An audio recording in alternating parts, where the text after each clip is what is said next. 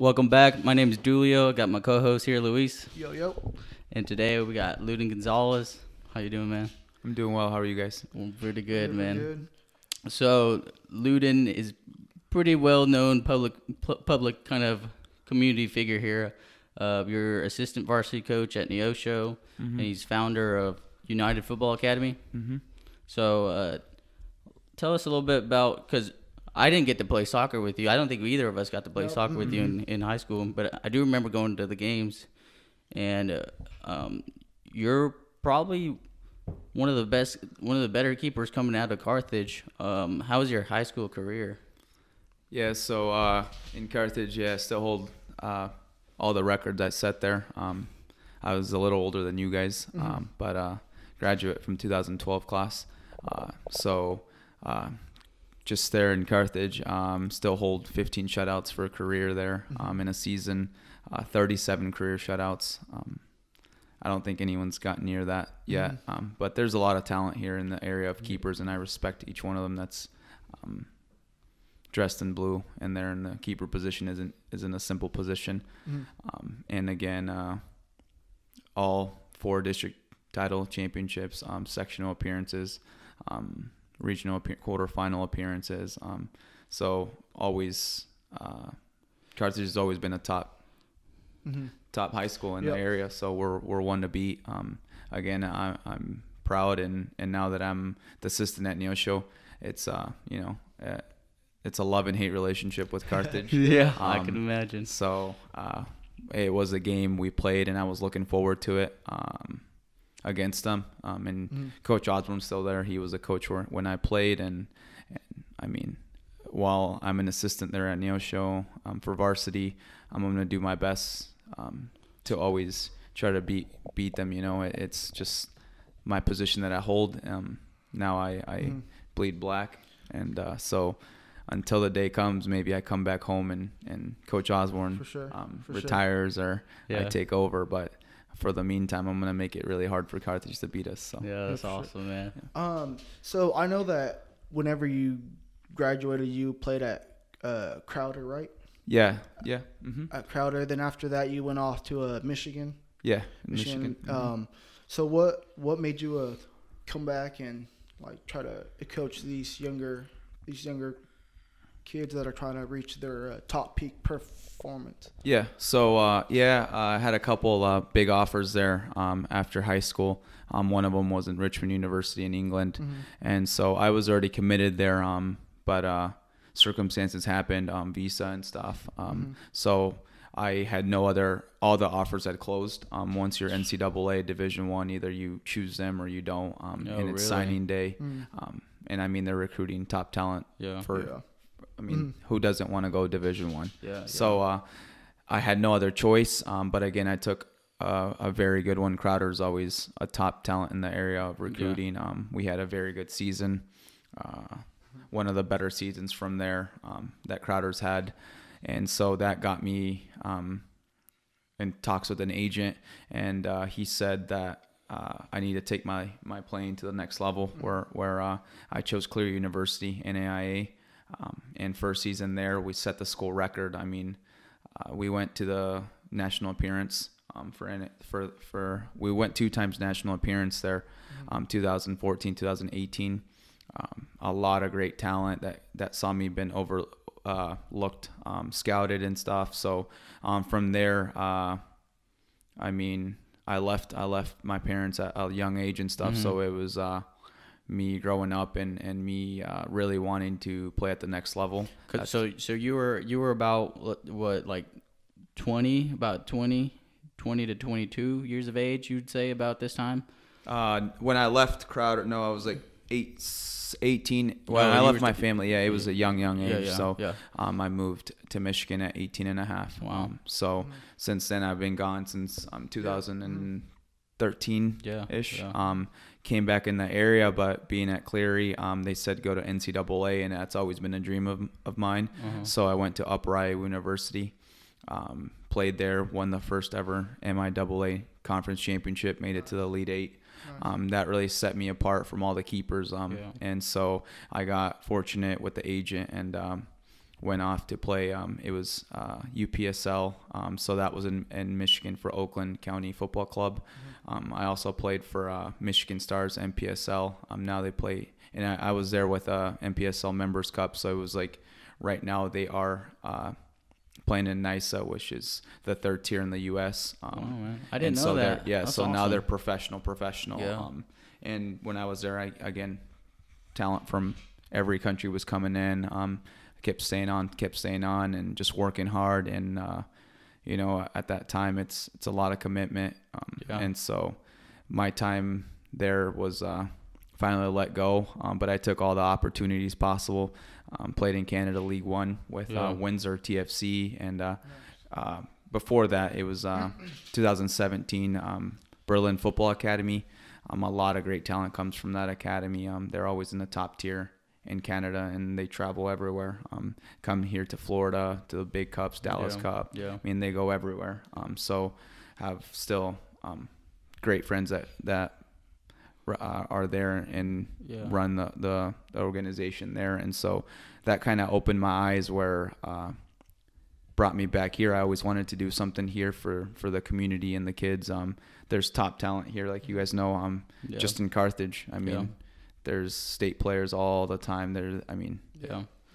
Everywhere in the area here. I mean, it's just a community of footy. Like, everyone loves it. Like here, it's like a passion. You either play or, I mean, it's player here play. You don't have a choice with some of the parents, you know. So we've talked about it before. Every Sunday or every weekend, it's like, it's a soccer weekend here, especially in the Hispanic community. And so that's great to hear that you want to come back and give to the community. Is that kind of what sparked the United Football Academy? Yeah. So originally, I took some time and really to be a successful entrepreneur, you have to understand what's happening in the area and what's happened. I mean, I had to catch up with eight years of knowledge. There's been a lot of clubs in the area. I think there was like a Midwest Select that was pretty popular. Joplin Demise was another popular one. Yeah. And these were big clubs. They only lasted a couple years. And every small business, those first couple of years is very demanding if you want to make it out. Yes, definitely.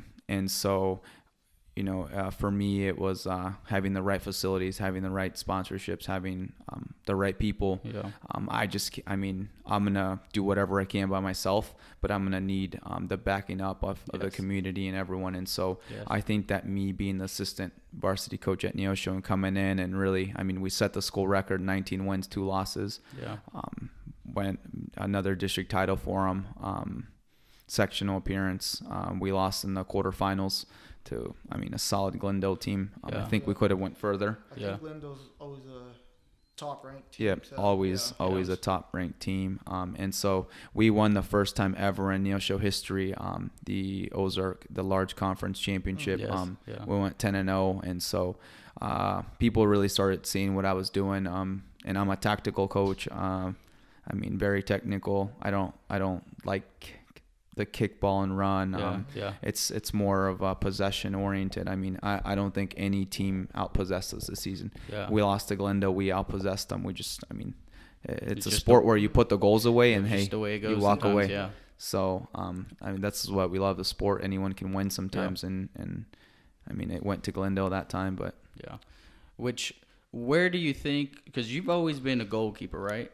Where have you always had this like tactical view of the field, of different positions on the field, or when did you start kind of developing that? Because from what you're saying, I'm kind of getting that you kind of you're coaching the whole team, so not just a goalkeeper position, correct? Yeah. So just from that view, I have a lot of knowledge. I'm a big Madrid fan. So growing up, a lot of the coaches admired also. Big Ronaldo fan. So I'm seeing Sir Alex Ferguson and all these big coaches, Pep Guardiola, Zizou now. Just studying a lot of the stuff that they do. Always learning. A lot of mentors. I'm not someone that's just gonna be ignorant and say it's just by myself. I have a lot of people to thank. A lot of great coaches that I've played for. The first positions I ever played was growing up was center mid or forward or attacking center mid or any of those roles growing up. My grandparents didn't want me to play keeper. Really? They wanted me to score the goals. So every just like kid, most, like every kid wants to score the goals and celebrate. And for me, it was kind of lost a state cup when I was really young, 13. I scored 3 goals and we lost 4-3. And at this age, I was one of those kids where I hold like I was so upset. And I was to the keepers. I'm like, how did you let 4 in? Yeah. And so I think what happened was that keeper next year didn't come out, and we didn't have a keeper, and everyone was blaming me that I made him quit. And they're like, well, you're a keeper now. And so, So that sparked it all. That started it all. So, did you play with the Cobras whenever they used to be around, or? I kind of played I think a season with them. I left to really early on to it was used to be Springfield Soccer Club and stuff, and that's so right. The CSS or whatever. Yeah, and now it's Sporting Springfield and so I don't know where I heard this, but I think I remember someone saying that Coach Looney was the one that put you as a goalie. Yeah, he's one of the first Coach Lenny Maggard. He's now in Texas and stuff. I still, again, with all the coaches that ever coached me, I always have a relationship where, I was a captain at Carthage sophomore year. So I think that's something like a leadership is something, a trait that I've always had. I've always respected everyone. Everyone's respected me. I played varsity all 4 years in Carthage. When I was there, I was one of the third player that's ever been varsity all 4 years. Now it's the numbers growing, but again, like I said, Carthage has always had top talent, and they're a team to beat. And so all of these youngsters, they're training every day because they want to play varsity. Yeah. It's a big thing at Carthage. So something what I'm kind of getting out of all this is that you're trying to provide an opportunity for these young people that maybe the opportunity that we didn't have as a young age, because so whenever we were playing, or whenever I was looking at you play, Walter play, all these other guys, I always thought that they were great players, players, except we don't have those opportunities. We don't know those people to help us to go to the next level. Like, we don't have connection to these big people, and it sounds like that's something that you're trying to do right now. You're trying to get these young kids that have really true raw talent and help them get connected to a better opportunity than what we had right now. Yeah, of course, and that's what I'm offering. I also this was kind of coming about. I also worked for Next Level Youth Sports. That's who my agency was. That's who helped me the most. I always respect Ryan Yacheski. He's more than family to me. He's helped me get to the Canada League. Done a lot of that work, and so I actually opened up a agency too, Midwest Sports Management Pro, and so that's kind of where it ties it down to me really wanting these players to the next level, having the connections. There's been so much talent here that's been overlooked. Yeah. So many players that I agree. They just, they're playing adult league, and I'm like thinking about guys, like, you could be making some money off this. Like, you're talented players. Some of them I've chatted to, they think that they don't qualify because they don't have citizenships here, and I'm like, no, that's what NAIA is for. Start at junior colleges.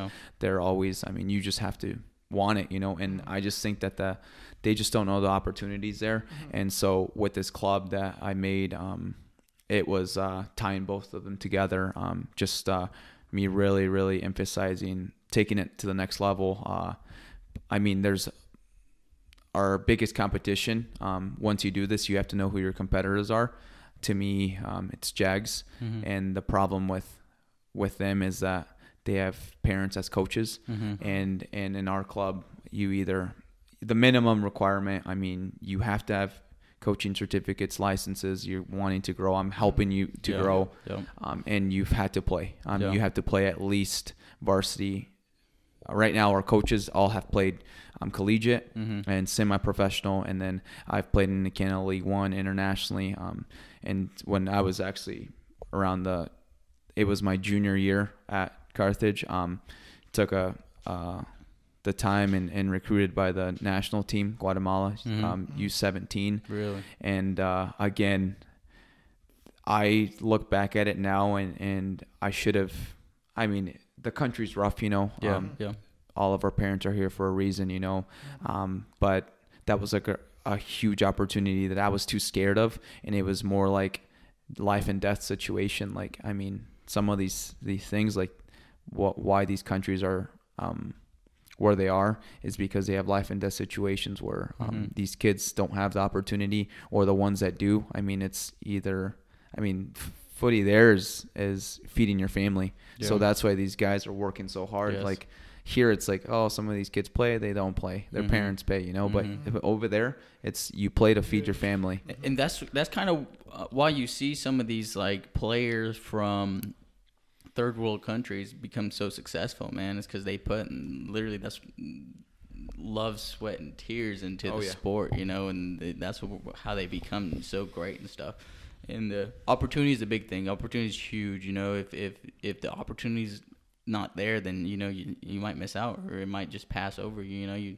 You know, like you said, there's so much great talent everywhere, you know, especially in this area, really. And if the opportunities aren't there, it's kind of a lot of these players, like you said, are being overlooked. And so that's awesome. And so is it, as far as an academy or a football club goes, is there a lot of competition in the area? So yeah, our biggest competition, we're an established organization, so there's so many unestablished, or clubs in the area that they just I love it. I mean, the parents are doing what they can to, you know, I respect what they're doing because they're giving opportunities to these kids to play. If not, you know, they would probably be in that YMCA league, and that's not helping anyone. Yeah. It's recreational, it's for fun. Our club, I don't want to say the whole we play to have fun. Our kids I have top talent, so our kids are there because they want to be there. You know, they want to improve. They want to get exactly. Better. And you can ask any of these kids; they're having fun. Of course they are. But it's like I'm taking them to the next like trainings or let's go. Like come on, like they're pushing. You know, so let's break down a little bit about your club.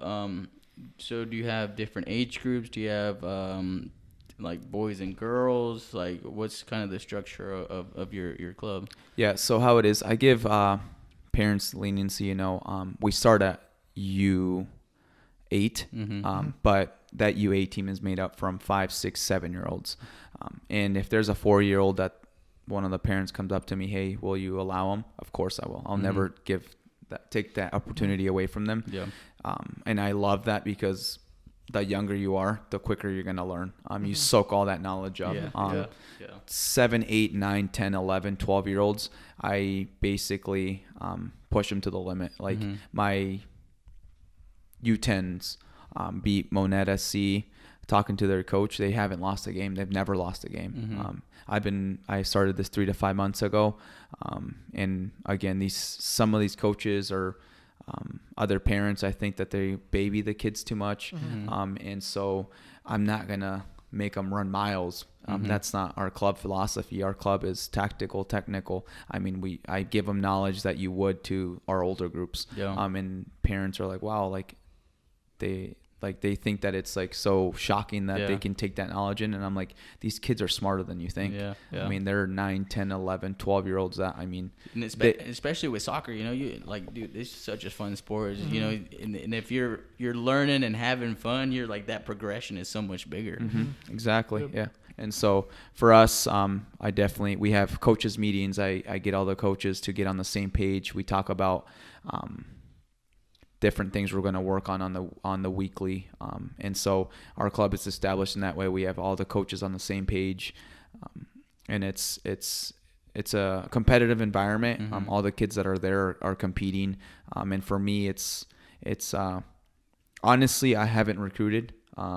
It started with some of my family members that are one of the best. Not just because they're my family members, but they're the best in the area. You get 3 of these kids that are the best in that area, and all these other kids are going to follow. So I think that was a huge successful point for me, that I actually have, I mean, a little brother that's probably he's gonna go to ODP this summer, and once he makes it, then he has his own resume of he can talk for himself. It's not his big brother talking for him. But I think he's one of the best true U11 players. He's 10 years old. He's 2010 birth year. So once he gets that ODP, he starts his own resume, and I'm going to push him until he goes pro. I mean, he's talked to me. If he really wants to do that, he's going to train like me 5 a.m. And for the people that want to chase the dream, it's not like you talk to me and you say, hey, I want to chase it. It's like you have to put the work in. It's 5 a.m. training. Watch your diet. It's a whole life. It's your whole life. I mean, you have to. You want to play pro. It's a life change. So. Yes, definitely. So besides your soccer academy and whatnot, is there anything else that you are investing in or that you're trying to? Because something that I've heard, I'm not sure if it was a true thing or not, is that you're trying to invest into coffee. Yeah, so that came about, and I mean, I'm honestly an entrepreneur. I in this area, I mean, there's a huge part. I mean, I was looking at charts and stuff. I mean, there's 6,000 Hispanic, Latinos, Spanish speaking in this area, and so anything in that industry that's going to really thrive, I was trying to set something up in the near future, but one step at a time. Again, there's this club is a lot like for anyone that wants to just let's start a youth club. I mean, I'm out there working. I mean, plus my 40 hours a week, working. I'm there with 9-10 different teams. I'm helping it anywhere I can. So right now, my biggest thing that we're working on is establishing that youth complex. I'm making a U10, U12, U8, U10, U12 field, and we're adding those in because June 5th we're gonna host a tournament there, and so I want to prepare all that. In Neosho, we're gonna bring some teams from Arkansas, and again, I'm reaching out to all those local clubs in the area. We want to see Midwest SC there. I think that's one of our biggest rivals, and so we want to see them. We want to see Jags. I mean, all these guys that Jags has been established since 2007, so they're our biggest competitor, and for kids to get to play against them and stuff and beat them. And I mean, like I said, to all these kids that are with the club, do they play to have fun? Anyone plays to have fun. I mean, I don't have to. That's not my motto there at the club. It's developing them, giving them opportunities to play collegiate, semi-pro, or professional. And so that is what I'm doing. But yeah, for the coffee shop, I do. I'm really interested in it. I think that with a Hispanic background, I mean, I go every day drinking coffee. It's something I love it. It's I mean, I was having a joke. I mean, it's like, I remember like 3-4 years old. It's like, dude, that's my bottle. It's kind of funny. It's kind of funny because that's a real thing, like in the Hispanic culture, like every morning you get, you can be like 2-3, you're able to pick up a little mug, man. You got coffee in your cup with some bread, dude. Yeah. And it's funny. It makes me wonder, it's like, man, like having coffee that early on in age, Yeah, and some people are against it. I mean, it's natural stimulant. I think we're just I think our genetics just became you can drink right as soon as you get out of the freaking womb. It's funny. It's just a cultural thing. I mean, coffee's not bad, I mean, it's something natural. I love it. I mean, I go almost every day.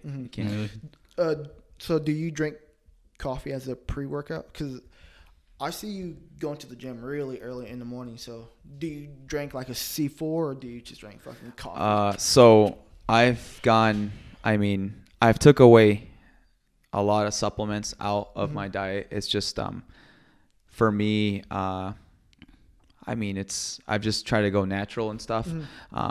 So coffee is one of those, but it just depends on my workouts. If I'm going in there to do, I mean, sometimes I go in there and just run maybe 5-6 miles. Yeah. I don't, because it dehydrates me, and so I'm really thirsty doing those miles. And so instead of that, I just water. And so, but I do right after that workout. It's like basically I'm doing black coffee, and then I'm not really big into breakfast, but I know some people are like, you need to. Yeah, it's the most important meal of the day. So, I mean, I think it just depends on the person, really. You know, just what your goal is. Are you trying to lose weight? Are you trying to gain weight? Exactly. Yeah, and for me right now, I mean, it's more. The older you get, the more you know your body, you know, and what you need to do. And for me now, it's basically doing yoga at least twice a week. Just really stretching. Really, it's just. I mean, people, I'm still young, but it's like now you have to really take care of your body. And honestly, I have never right now really said goodbye to it playing wise. I had a contract in Montenegro. I was supposed to be out there February 20 of this year. Yeah, in Montenegro, Europe. Oh, okay. And so that was the biggest thing prior to making all this huge thing happen. I had a contract out there, and COVID came. And I mean, it's something that I took the best of it. For me, it was being more with my family. I've been away for 8 years. So family is a big thing to me. And could you imagine 8 years, you know, you come maybe for Christmas to visit them. And so for me, it was kind of a relief. I know to many people, COVID, this whole time pandemic has been horrible. I always look at the positive sides of everything, you know, and awesome. So I took all this family time. Soaked it all in, you know, because I never know. I honestly didn't announce retirement. And I think I'm still fit enough to go and play at the next level. Yeah, that's awesome, because you still get to enjoy that aspect of the game, because, you know, it's totally one thing to coach and, you know, run your academy, for your instance, but it's another thing to actually, you know, be in the game, you know, and be able to still play and be able to, you know, still have that team aspect, you know. And that's what I think puts me on top as coaching and stuff and managing all this. I mean, I have some of the players still come out and watch the games now that are, I mean, it's a competitive level here. I know it's an adult league, but I mean, the atmosphere we get out there, I mean, it's being viewed all the way to Guatemala. Yeah. I mean, the commentators are out there. They put, you know, I mean, it's a fun time. Yeah, it is. And like you said, it is like here. It's like what you do here on the weekends is you play. Family goes out. I mean, there's so much food that happens. Vendors, and it's like an atmosphere. It's really good. Honestly, I enjoy it. Even though I'm not playing, like, I still feel that. Yeah, there's some great. I forget who I was walking with. I think it was like I forgot who I was walking with, but I was walking to Nettie's through it, and like, you know, summer's come around. We haven't been playing for a while, a couple months. You know, winter's all around. And we're just walking. I'm like, man, I love this place, man. Like, there's so many people here watching. You know, just having a good time. Just like, it's like pretty much like a community event every Sunday. Yeah, and it's like, I mean, finals have been thousands of people. I mean, I'm not kidding. There was probably more people at the final last year, and it was freezing. It was freezing. Yeah. And so I played at high level Canada leagues and stuff, and I mean, there was more people. Because this, like you said, it's like a community thing. Like there's 3, 4, it's more than that now. It's like, I'm not kidding. It's maybe when I looked, it was 5,000 Hispanics that come. And I mean, this is what they love. They love to watch. They love to support. They love to cheer. They're out there doing their thing, you know. And so they make it enjoyable for all the players out there. And so that's why I think that Carthage is always going to produce top players. But with the academy, that was the other point. I'm not sure if you guys knew, prior to this, when I established it, it was Neosho United Football Club. I think I did see that. See that. Yeah. And I had a backlash, I think, a little bit of some players, but it was more of other coaches saying, "Don't go there. It's only for Neosho." And so I had a lot of quality kids from Carthage coming in, and I said, "No, it's for everyone." And so they're just saying, hey, coach, it says Neosho. And so all of our other coaches and parents are like, it's only Neosho. And so I said, look, I'll even rebrand it. And so it was supposed to always be United Football Academy, and that was my biggest what I've had in mind forever. Just that Neosho United Football Club was established there prior, so I wanted to kind of keep it going. And so I said, I'll start fresh. It's mine. And so, and this is where we're at now. So, but a lot of things are happening on our end, and I mean, it's only growing. Now it's 4 or 5 months together. Complex is coming done maybe in 2 weeks. Tournament's being hosted June 5th. And again, reaching out to local vendors and stuff, because again, I'm big into like small businesses and helping them. That's awesome. That's great to hear, man. That's awesome. No, that's actually something that I'm also trying to do. Trying to figure out something that I can do to help out our community, because I feel like we've been stuck in a routine. I feel like we haven't moved up from that same routine. I feel like it's time for us to. So, you're first generation Hispanic, right? So I feel like it's our responsibility to provide to level up the standard for our second generation. Like, make sure that they're not going through the same process that we just did. Like, we need to help them to become something better than what we were, because that's the only way that we're going to progress as a community, is if we keep helping out each other.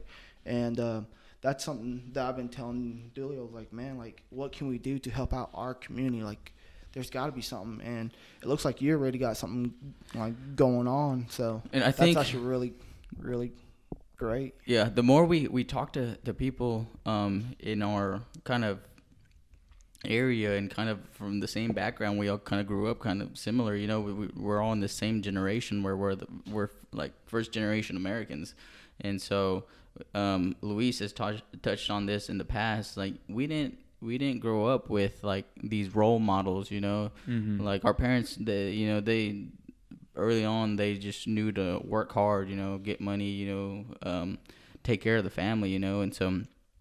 Us growing up, we saw that, and we didn't have. Luis has touched on this.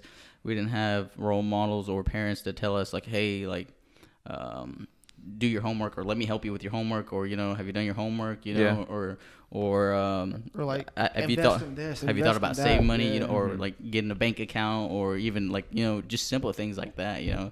And it's amazing that, like, the more people we talked about to in our kind of generational space, it's like, it's amazing to see all of us really growing and reaching out, and not only giving back to our community, but, you know, growing as individuals as well. So I think that's awesome. And and that's why, I mean, I respect you guys for doing this. It's awesome that you guys took, you know, this is a big step. And for me in the club, I know for some it's like, oh, it's just a club, you know, and for me it's much greater than that. It's the opportunity of these kids. I mean, from these hundreds of kids that have come, I know one of them's gonna make it, and that to me is icing on the cake. You know, at least one of them makes it professional. I'm talking about professional. I mean, from what we have now, all the kids that keep up from U8 to above, that we started with the U8s, U9s, U10s, that they've been there since day one. I mean, they're all going to get offers somewhere, collegiately, semi-professionally. I mean, that's if they want to take that step. And some, you know, some don't, and that's okay. But as long as I give them the opportunity, because I'm not just so into, hey, go to college. Not everyone needs that, and I'm a big advocate to do whatever makes you happy. And it's like some of them just need to go to trade school, but as long as I kept them in school, and they graduate from high school and they go and, you know, they're electricians or something. I mean, that's quality pay, you know, and they can learn life lessons from me. And for some, I'm honestly a father figure for some of them in the team. And so my role is, you know, I am always cautious about what I do, what I say around in the public and stuff. I'm not really seen out clubbing or, you know, it's just because I try to avoid all those situations, trouble. You know, you never know when you're somewhere someone wants to cause trouble. Yeah. I always try to you know, live life happy, positive, Yes. and open up things where this club. I mean, again, we opened up different avenues like vendors now. You know, they have a place to go and sell. That helps them economically. And so also really gonna need emphasis on like our photographers and all the club is growing, so we're gonna need to grow as well and keep it up. And is there a way that you promote your club? Like, is it like a word of mouth type of thing, or do you like promote it on like Facebook, Instagram? Is there? Yeah. So for right now, we go on Facebook and Instagram primarily. UTD Football Academy. That's our pages on there. And then we also have our website, utdfootballacademy.com. That's where we're going to post everything on the tournament, where you register, new player signings. And so in 2 weeks we go to Bentonville, play in a big spring classic tournament there. So we'll see what our teams are really made out of, and I think that will give us more credibility, what we've been putting in the work in, and hopefully going in from there and just keep it going. So from this season, we had some issues with the surrounding league in Joplin. They said we're too competitive. So I mean, we're gonna have to chase bigger cities, and that's what that's what the club's about. It's competing. I mean, we have a passion. I'm a passionate guy. I love the sport. It's given me everything. And like you guys are talking about, we do come from first generation families that came into this country to give us a better life. You know, some of us would be struggling in our countries, living. I mean, I honestly don't think there's poor in U.S. I mean, you guys, some people might argue that, but poor in a different country is different. I mean, it's different. Something that my mom always told me was like, hey, like, you cannot die of hunger here. You cannot die of hunger. Like, if you die of hunger, it's because you're lazy. You're lazy. Yeah. So, but no, it's true. But so giving us that opportunity. But in the works, I do. Right now, I'm still focused on me playing to the next level. So I haven't really retired. You know, one day, I mean, in the near future, I'll just focus on just business. But I also I got a talent, you know, from God, and I'm not wasting it. But I work hard. I mean, like I tell everyone, I mean, it's not just talent. Everyone has talent. What are you going to do with it? You're going to work. Everyone's working now. It's hard. Everyone has those avenues now. Go on. You just look up, hey, what's a good diet? You have it there on your hands. Different. I mean, YouTube. You can YouTube all these drills. You can train basically yourself. And so there's all these new avenues because, again, technology's advanced. So you have all these different.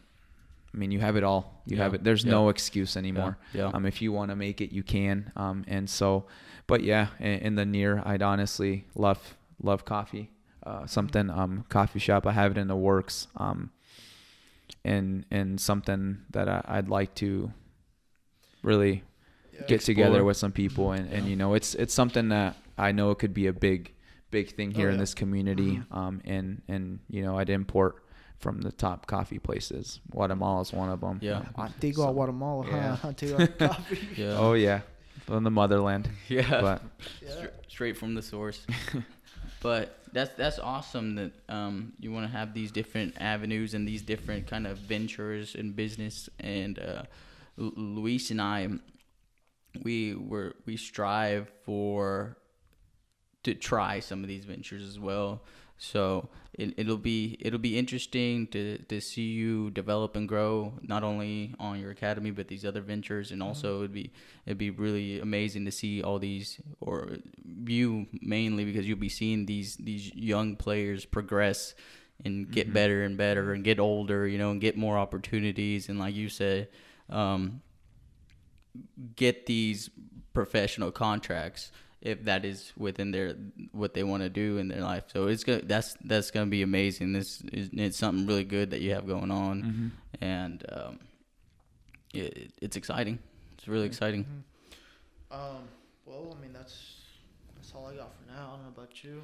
Yeah, you want to touch on anything else, brother? I appreciate the both of you for having me here. It means a lot, not just to me, but to our entire organization. And again, it's always family. Like you guys always, whenever you need someone in here, I'd always make time for you guys. And you'll see, again, we're all young, we're just gonna get to grow, and I'm someone that always reaches out to people. This is not just me, the more people in the area, especially we unite all the first generations or second generations of this community, and I'm all for it. And again, I want to help as much as I can, and that's what I think. I love to do. It's something that's gonna keep going on, and I think that's where my success is gonna come from others. And so, being able to give back to the community is something that's always in the awesome, dude. First for me. Well, we appreciate you driving all this way to come sit down and talk about your academy and whatnot. Really appreciate that. So UTD Football Academy on Facebook, on Instagram, and is it UTD? We have it on Twitter too. Just not too much action on there yet. But we do UTD Football Academy on there. But biggest pages I'm always posting on Facebook primarily, just because we have a lot of our Hispanic community on Facebook. So it's really big for us there. And again, any questions or concerns, anyone can contact me. We take any players, any ages. Once June 8th comes, I will recruit. That's when everyone's free. Right now there's locks. Youth gets serious. Really? I've